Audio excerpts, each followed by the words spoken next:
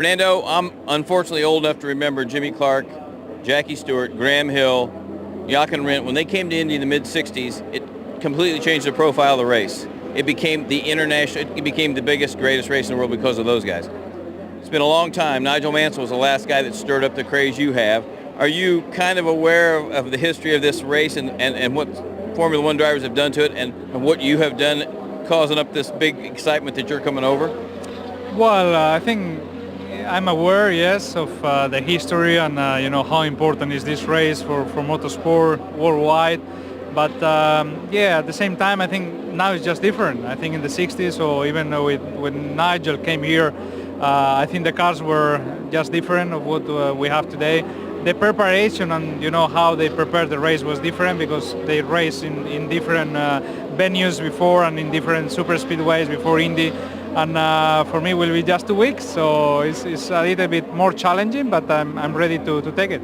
But the impact around the world that you're going to do this, have you felt that?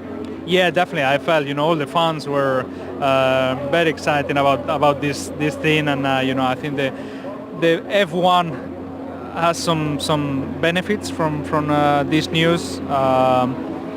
McLaren, of course, Honda, myself, enjoying this amazing opportunity. I think it's good for Indy as well.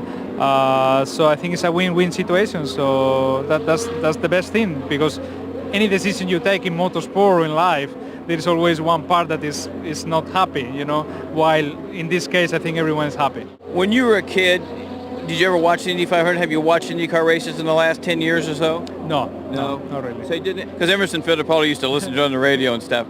So Servio's your buddy. What's he told you about? Has he given you any tips yet about Indy? Not yet, but we will have a dinner soon in Indianapolis, and we will chat about. Same with Juan Pablo.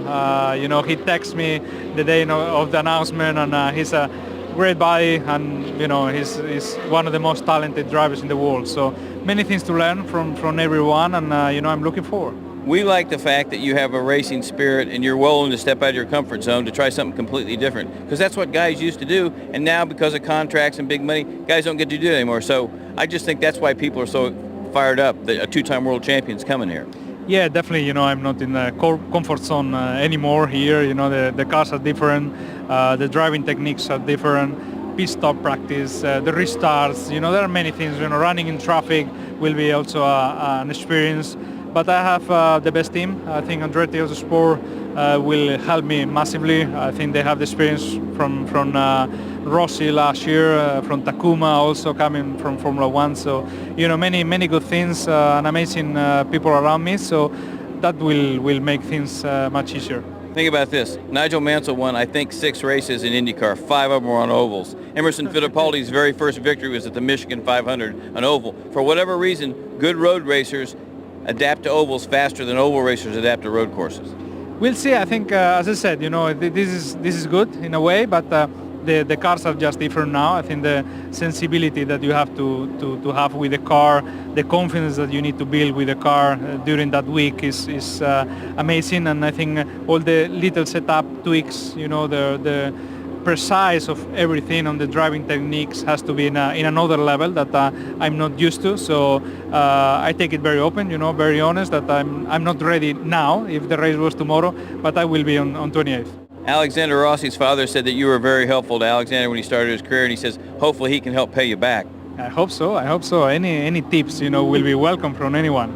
The other thing that's interesting about your situation is that, like you said, guys got to run ovals before, and you're going to have one test day at Indy. But you got Jill DeFerrin, who's a pretty good guy to have in your corner as kind of your driver coach. So I think Dario Franchitti used to tell Jimmy Johnson, I can have you running 220 miles an hour in 3 hours. Well, I think it's quite an amazing thing, what I will experience there, and I'm looking forward. As you said, with Jill, with the simulator, with the guys on the team, with the test on May 3rd will be the first touch, and there are things that I need to get to speed. It's even the radio communications that are just different, will be new for me. Talking about the traffic, the spotters, telling you to take care here and there. So I'm looking forward. Definitely, even today here in Barber, I'm discovering a completely new sport for me, new series that I'm willing to take it very open and to learn from everyone. All right, we don't want to get too far ahead, but Emerson Fittipaldi started his second career in IndyCar when he was 38. You're just a kid. You're only 35. So if this thing goes well, right, who knows? I mean, if things don't improve like you want them to over there, maybe you just become an Indy driver.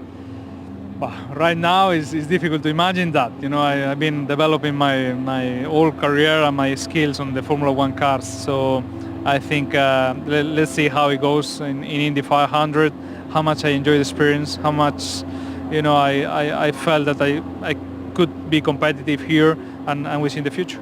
All right. He had barbecue here in Alabama for the first time. When we get to Indianapolis, he's going to have his first breaded tenderloin. Stefan Johansson had it in his stomach for almost a month before he digested it. This guy's got in a lot better shape. Robin Miller, RACER TV, thanks for watching.